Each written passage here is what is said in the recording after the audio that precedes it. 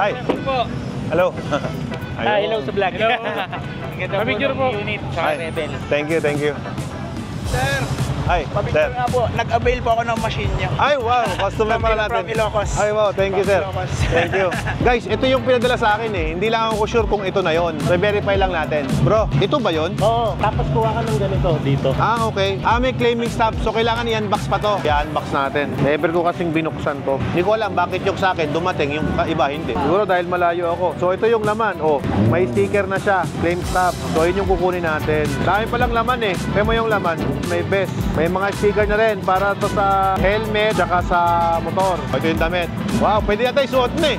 Meron pa silang, oh yan, bag. Hi bro, kumusta? Okay pa rin. Alam ko naman. Matik yan, kamlon yan eh. Idol, pa-picture naman, idol. Friend tayo. Oo ba? Picture. Kaya na ako nakakalibot sa'yo, pare. Kaya nga eh. 1, 2, 3. Salamat. Thank you bro. Uy, andyan ka na pala eh. Saan na pala ka? Andyan na pala ka. Kumusta bro? Vlog tayo ah. Sige. Abulin ko lang yung oras. Okay bro. Sige. Sige, sa kabili.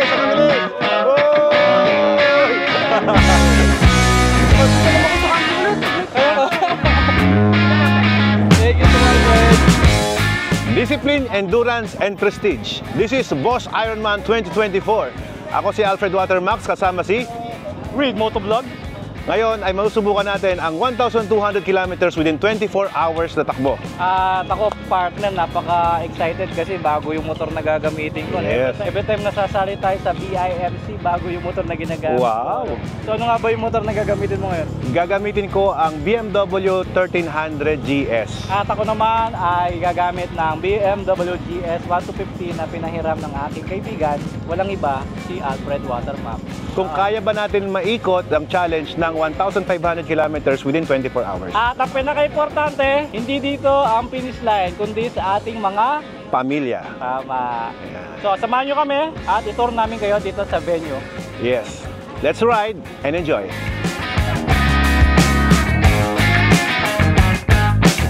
Ayan, so tapos na yung shooting namin dito sa Manibela. Ayan yung mga ka-team natin. Panoorin nyo lang yung full episode doon sa kanilang programa dahil hindi naman tayo nakagawa ng para dito sa kanila. Kumbaga nilaan lang natin sa kanila yung oras natin muna ngayong araw.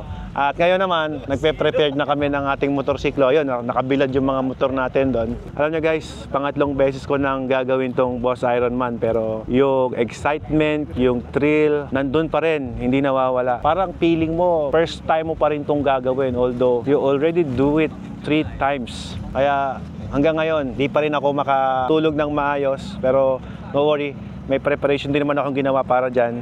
Para makatulog tayo at mamaya-maya lang. We're going back to our hotel and then kukuha lang tayo ng lakas tapos take off na tayo. Ngayon naman guys ay pupunta tayo doon sa booth ng King Tut at habang papunta tayo doon, bisitahin na rin natin yung ibang mga booth na nandito ngayon para at least makita nyo kung ano yung loob ng starting grid. Napansin nyo, ito yung mga nasa VIP lane. So nakikita ko ngayon around 2,000 plus yung mga sumali ngayon na participant. Ito yung stage ng Boss Ironman at kapag ka naka-finish ka na, dito ka dadaan sa grid na to. Doon ang releasing. Ngayon, dito naman yung stage para sa mga entertainment naman ng mga riders. Ngayon, pasok tayo dito. Yan guys yung ating picture. Oh. Marami silang mga display dito ngayon. Meron din dito yung Jim's Coffee 3-in-1. Ito yung booth ng King Tut.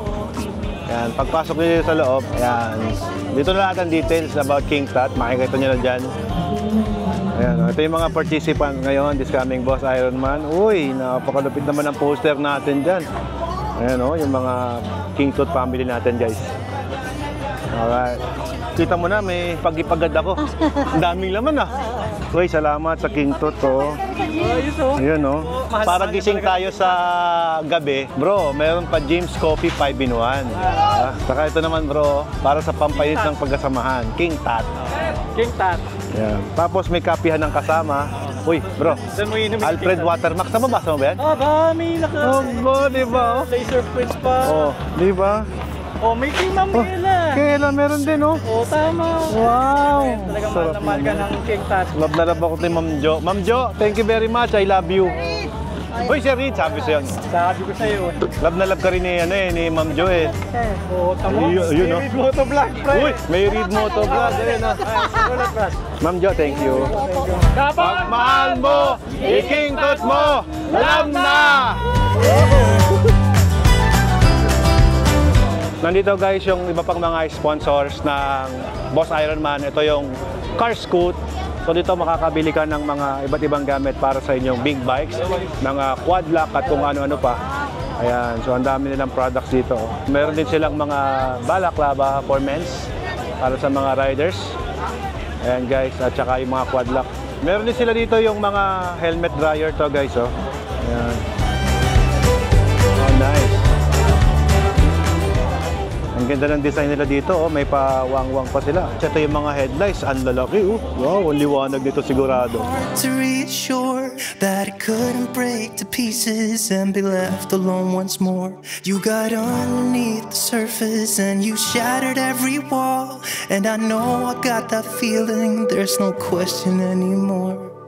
And now I stand here calling at your door. Oh, now I stand here calling at your door. Yeah, I'm yours.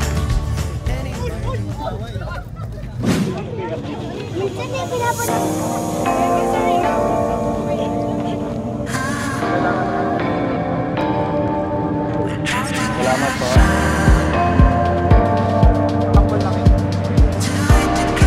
Okay, 1, 2, 3. Guys, all set na kami at naka-dinner naman na kami. Medyo nakakapagod lang yung daan papasok. Tapos, ang dami rin naming pag-ready na ginawa. So, ngayon, ang game plan namin, so, ride at the most safetiest na kaya namin gawin. So, yun yung gagawin namin at technique namin para makarating kami ng safe sa lugar na pupuntahan namin. To all the riders and participants, ride safely. Tandaan nyo po, ang tunay na finish line sa inyong tahanan. Ride safe po.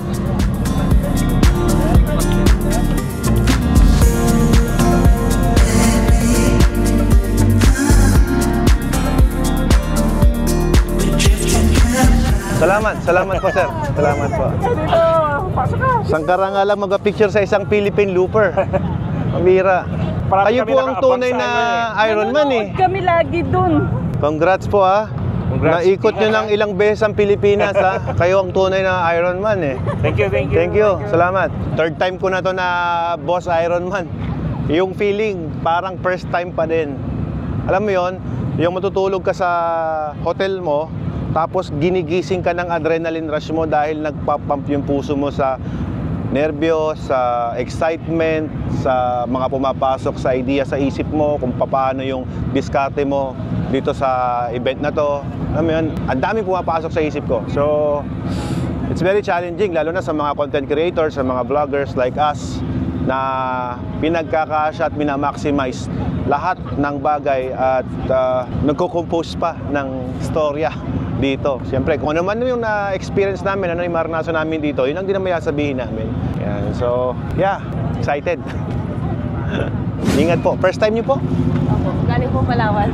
Oh, from Palawan. Thank you po. Thank you.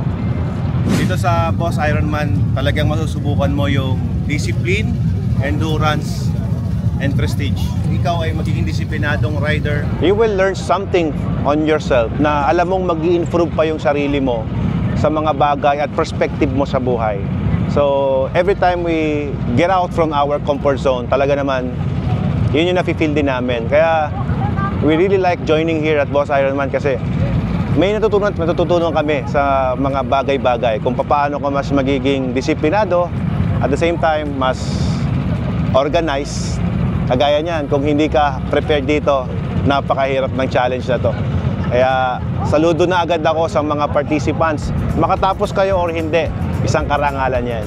So, ride safe guys. Thank you. Salamat. Dito sa Boss Ironman, lahat tayo panalo. Kasi kahit matapos mo to or hindi mo to matapos, you will be one of the beneficiary or donor ng isa sa charity na ginagawa ng mga organizers. Lahat ng mga funds nila na kinikita dito, actually, some of them will go dun sa mga charity. So maraming salamat sa mga nagpa-participate sa ganitong klaseng event, and especially sa mga organizers na nag-initiate at nagkaroon ng ganitong klaseng napakagandang event. Sa mga oras na to guys, lumalabas na yung mga nandun sa VIP, tapos yung mga group of 10, andun na sila, nag-release na sila ngayon. Kami dito sa individual entry, medyo mamaya-maya pa siguro bago kami palabasin doon sa grid. Uy! Boss! Diyan ka pala. Sorry Ano? na, ano kayo? Hindi, okay lang, okay lang. Pa-picture kami.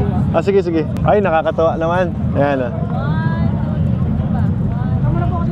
Ayun. Pwede na tayo umuwi. Yay!